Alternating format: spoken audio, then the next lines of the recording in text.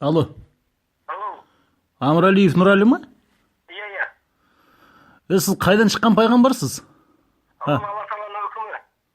Кім екен? Қандай пайғамбар мынау? Құдай сақтасын. Мұхаммед пайғамбардан кейін тікелей Алла Тағаламен сөйлескен пайғамбар болған. Астағфиралла.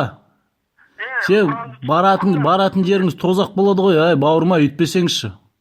Сіз шайтанның жетегінде жүрген адамсыз ғой. Сенбесең не қыласың, звонок етіп бастауыз. Жоқ, енді шайтанның жетегінде жүрген адамсыз ғой. Мынау деген үйтіп неше түрлі хабарлама таратпаңыз, Құдай сақтасын. Сен пайғамбардан артық білем деп тұрсың ба сонда сен? Құдай сақтасын, ондай хабарлама таратпаңыз. Бауырларды адастырмаңыз. Түсініп отырсың ба? Алдымен Құранды түсініп оқып ал. Сосын кейін барып айт әңгімеңді. Не деп жазылып тұр екен? Білмейтін нәрсеңізді айтып күнәға қалма дейді. Не басын күнәға қалып? Сөйтіп жазылып тұр ма екен? Қосаңдаршы түсініп. Мен сен дегенде айтып жатырмын. Құранды өз тілдерінде түсіндіріп оқытып үйретемін деп жатырмын. Басқа не айтып жатырмын? Шешеңді боқтап жатырмын ба? Әкеңді боқтап жатырмын ба? Той шарап айтасың. Астағфиралла, сіздің ана жазғаныңыз енді Құдай сақтасын, Құдай сақтасын. Құдай сақтасын. Құдай деген сөз жоқ Құранда. Алла Тағала немесе Раббым Алла Тағала деп айт. Жағдайыңыз ауыр болады, бауырым ау, үйтпеңіз. Үйтпеңіз, сіз адаспаңыз, Құдай сақтасын. Сен Құранды түсініп оқып ал деймін. Оқи алмайсың ба? Болды. Енді Алла Тағала өзі біледі не қалай болатын. Бірақ енді Құдай сақтасын, жағдайыңыз қалай болатын. Онда Алла Тағала екеуміз ортамызда куә болады. Атың кім сенің өзі? Куә болсын, бірақ жағдайыңыз жаман сіздің. Құдай сақтасын. Кімдікі жаман екенін уақыт көрсетеді.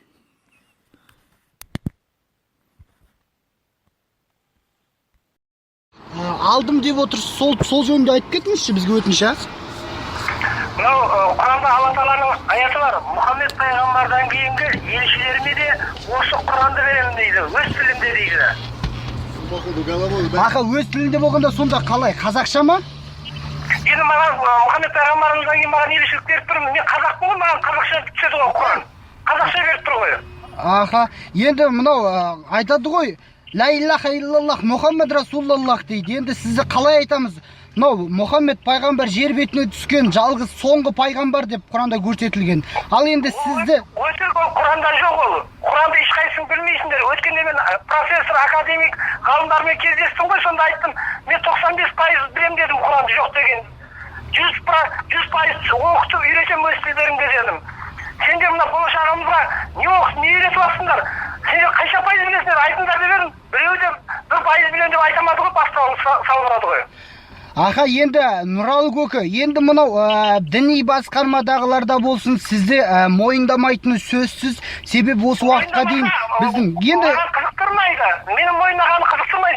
Мен Алла Тағала маған ерекшелік берді ме, қалаған құлы болдым ба, Алла Тағала маған сол жеткілікті. Ал қалған адамдар өздері үшін ешкімге зорлық жоқ. Аға, көке, енді кішкене сәл сабыр сақтаңыз, бірақ енді тұра тұрыңыз. Енді сізге тағы да бір сұрақ. Мына біздің пайғамбарымыз Мұхаммед саллаллаху алейхи вассалам қайбір басына қиындық, қайбір қасірет, қайбір жаңағы соққыларды көрмесін, пайғамбарға тән өзінің көркем мінезі болған. Жаңа мінекей сіз енді айып етпеңіз, сіздің осы уақытқа дейін хабарласып, сізге жазған жазбалардың, аудио жазбалардың арасында сіздің айқайлап, жаңағы өзіңіздің мінезіңізді көрсетіп жатқаныңызды біз айқын аңғарып отырмыз. Бірақ енді аралда жоқ, мен көрдім сен естімесің, мен айқайлап сөйлесем, сосын жазбалап қазір сосын кейін арқарай тағы жібересіңдер. Енді өздерің білесіңдер, менің уақытым бітті, сенімен сөйлесетін бауырым. Айып етпейсің, давай. Енді Нұреке, сіз өзіңіз толығырақ айтсаңызшы енді. Иә, құрметті мұсылман бауырлар, мінекей Нұралы көкемізге звондаған кезде Нұралы мырзаға берген нақты ешқандай да жауап жоқ. Сондықтан да барша мұсылман бауырларымызды тура жолдан адаспауға және де мынау жаңадан шығып жатқан діни ағымдарға ермей, мінекей Алланың нақ жолымен жүруге шақырамыз. Біз және де Алланың соңғы пайғамбарымыз, ол біздің Мұхаммед саллаллаху алейхи вассалам. Сондықтан бауырлар, адаспаңыздар, қашанда тура жолда болыңыздар.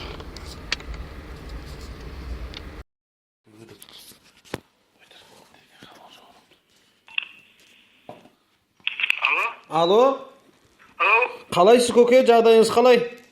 Аллаға шүкір, жақсы келе ғой. Денсаулығыңыз қалай? Шамал, грекке алып қабелім соны. Намаз оқып болды, қазір қостым телефонымда. Өшіп тастаған сол. Не ғой, Ана мен сізді естіп атырық, Нұрәлі деген жаңадан шыққан новый пайғамбар деп естіп атырық. Алла тағаланың үкімі мен оны ойымнан шығарған жоқпын ғой. Иә, сол сізді әйтеуір сіздің шәкіртіңіз болып қол берсек деген ниетіміз бар. Қалай болады? Сізге қалай жолға аламыз? Мен Түркістаннан сіздер қай жердесіздер? Біз сонау Шымкенттен хабарласып тұр едік. Шымкентте болса, бір келіп кетсеңіздер, сосын кейін ақылдасып жиырмамыз ғой, оқу жағын келісіп бір уақыт белгілейміз. Көп уақыт алмайды ғой. Bir gün 2 gün geçip, sosun кейін ары қарай өздері оқи бересіңдер. Сосын ол кейін келіп хабарласып, телефон бар, келіп көлік бар, хабарластыра береміз ғой. Барып қолыңызды сүйіп қайтсақ бола ма?